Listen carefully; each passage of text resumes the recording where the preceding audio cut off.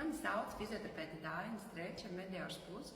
Šodien es pastāstīšu, kāpēc nepieciešams fiziskās aktivitātes grūtniecības laikā. Kā vienu no būtiskākajiem droši vien es vēlētos minēt, ka mazinās šīs sāpes muguras lejas daļā, iegunī, krustu rajonā, mazinās krampi ikru daļā, it sevišķi, kad ir grūtniecības pēdējos mēnešos, palīdz pret tūsku, it sevišķi vasaras karstajās dienās, regulē uzņemtā svara daudzumu šīs fiziskās aktivitātes, protams, saskaņojot arī ar šo uzņemto savu uzturu un savām ēdienreizēm. Uzlabojās garas stāvoklis.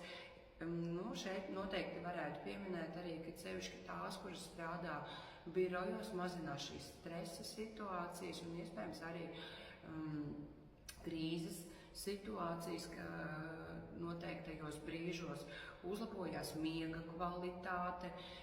Kā viens no būtiskākajiem droši vien arī mazinās preeklampsijas riski.